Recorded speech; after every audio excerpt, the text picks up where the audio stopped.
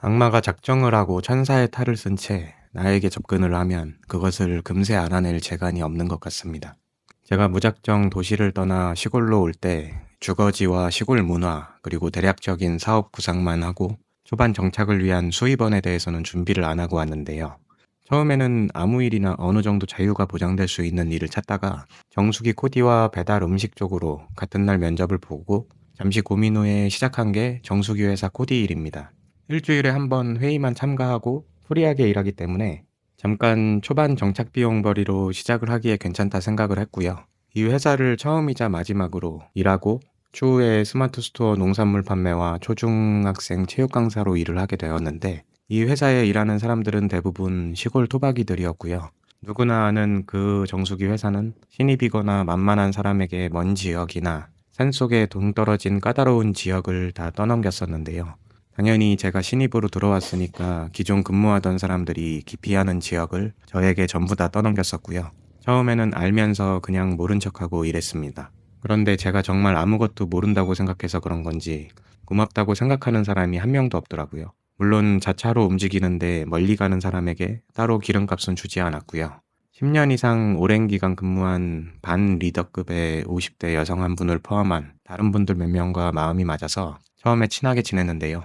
이 50대 분은 향후 제가 농산물 온라인 판매와 또 다른 수입원 몇 가지들의 준비가 끝난 후에 회사와 처음 협의된 대로 퇴사하려고 할 때 최선봉에서 저를 그만두지 못하게 하려고 당근도 주고 채찍도 치면서 아주 별짓을 다 했던 사람입니다. 코디 일을 하면서 처음에는 이 사람과 친하게 지냈었는데 어느 시점부터 희한한 행동을 하기 시작하더라고요. 내용은 근무 8개월 정도 후부터 허리가 아프다면서 주말에 자기 지역에 본인 할당량의 일을 저에게 도와달라고 하는 겁니다. 당시에 누구 한 명 도와주는 사람도 없어서 저는 흔쾌히 도와주기로 했고 연민의 마음을 갖고 그분의 일을 도와줬고요. 그런데 이 사람이 매달 도움을 요청하는 횟수가 점점 많아지고 나중에는 시도 때도 없이 도와달라는 말을 아주 편하게 하더라고요.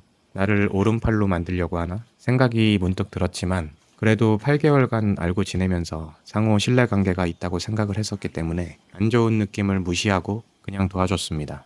참 오랜 기간 아프시구나, 고생이 많으시겠다 생각을 하고 몸이 좀 나아지시면 그만 도와줘도 되겠지 생각을 했어요.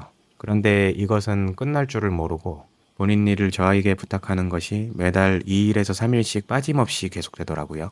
저도 사람인지라 부탁하는 족족이 다 받아주지는 말아야겠다는 생각이 들기 시작하더군요. 심지어 자기 일을 제가 도와줘도 저는 시간 쓰면서 돈도 못 벌고 득될 게 하나도 없는 반면 그분은 제가 도와준 만큼의 수당을 본인이 추가로 더 받아가는데 저한테는 1원 한 장 돈을 주지 않았고요. 이 부분은 뭐 처음부터 제가 목적 의식적으로 도와준 게 아니었기 때문에 애초에 바라지를 않았고요. 그러나 제가 수당을 나눠달라 말하지 않고 안 받더라도 도움을 받는 입장의 당사자는 미안해하고 고마운 마음을 가져야 하는데 그런 것이 점점 무뎌지고 당연하다 생각하면서 단 한 번도 수고비를 조금이라도 주겠다느니 아니면 미안하고 고마우니까 감자라도 줄게 라든지 어떤 일말의 언급도 없이 저에게 무상으로 도움을 매달 꾸준히 받으려 한다는 건 이야기가 다르다고 생각합니다. 그리고 물론 제 의지로 도와줬지만 주말에 사람을 불러서 자기 일을 시켰으면 일하다가 같이 밥을 먹을 때 도와준 사람한테 밥은 사는 게 기본 아닌가요? 처음에는 몇 번 사더니 어느 순간 밥도 제가 사는 상황이 오더라고요. 쭈삣대면서 은근슬쩍 계산을 안 합니다. 그러다 언제는 제가 장이 선천적으로 안 좋아서 혈변과 두통이 심하게 왔었는데 집에서 밥도 못 먹고 누워서 일어나지도 못했던 적이 있거든요. 하루 못 도와주겠다고 제가 카톡으로 사정을 이야기하니까 몸 괜찮냐 푹 쉬어라와 같은 답장이나 전화를 하는 것이 아닌 그냥 일십을 하더라고요. 제가 아픈 것보다 자기 일을 내가 못 도와주는 게 더 중요하고 그 인간은 그게 짜증이 났던 것 같아요. 그 순간 저는 이 사람 내가 단단히 잘못 봤구나 판단이 들면서 바로 손절을 하고 덕분에 미련 없이 그 회사에 붙잡혀서 더 이상 질질 끌려다니지 않고 그만뒀습니다. 근데 웃긴 거는 이 인간을 제가 손절을 했다고 했잖아요. 근데 그 일십 이후에 1년이 넘은 지금 현재까지도 저한테 단 한 번의 연락이 없습니다. 그 당시에 저뿐만 아니라 본인도 저를 손절을 한 거죠. 나중에 알게 된 사실은 이 인간이 허리 아프다면서 저한테 도움을 한 달에 한두 번씩 꾸준히 받고 얼굴만 보면 허리가 엄청 아프다는 제스처를 항상 취했었는데 나중에 알게 된 사실은 허리가 그렇게 아프다는 사람이 매주마다 골프 치러 다니고 있었더라고요. 허리 아픈 연기를 그동안 그렇게 실감나게 했다는 것도 소름이 돋네요. 아니면 주말마다 자기 일을 나한테 도움받을 정도로 허리가 매우 아픈 게 사실인데 허리를 전혀 안 쓰고 팔힘만으로 골프채를 휘두를 수 있는 기술이 있을 수도 있죠. 이 여자는 종종 저에게 개인적인 무거운 짐 옮기는 일도 부탁을 하고 돈도 몇십만 원씩 빌려달라 해서 빌려준 적도 있고 못 빌려준 적도 있는데요. 후에 친하게 지내던 다른 동료분이 따로 이야기해줘서 알게 된 사실은 골프 치는 날 돈이 부족하면 저한테 돈 빌려달라고 한 것이라고 하네요. 중요한 건 이런 사람들이 영혼은 썩어 문드러졌는데도 처음 반년 좀 넘게까지는 겉으로 봤을 때 정말 선한 얼굴과 천사 같은 말투에 속아서 전혀 눈치채지를 못했었고요. 그런 선함으로 잘 포장된 겉모습으로 상대에게 경계심을 갖지 못하게 하고 연기를 하면서 머릿속으로는 나보다 어린 이 외지인 놈을 어떻게 이용해 먹을까 궁리를 하고 있었던 겁니다. 1년 정도가 지난 일인데도 정말 소름 끼치네요.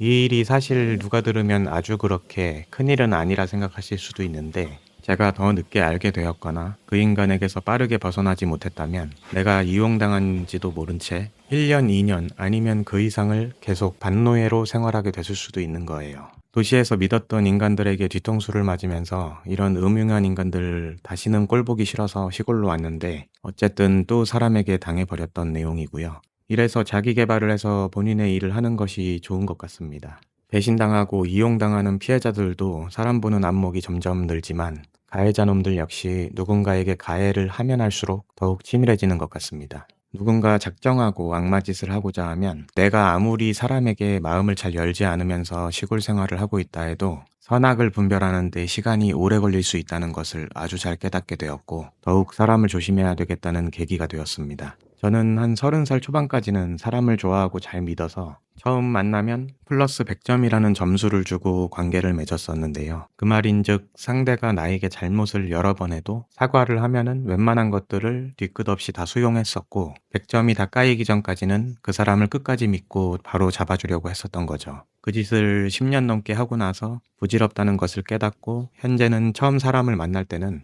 기본 세팅인 0점에서부터 관계를 시작합니다. 처음부터 너무 믿지 않고 있는 그대로 인간관계를 맺으려 하는데도 이렇게 또 바보같이 속아버린 이야기였고요. 이 지구에 살고 있는 생명체 중에 유일하게 믿지 말아야 할 존재는 사람밖에 없는 것 같습니다. 진짜 사람 조심하세요. 감사합니다.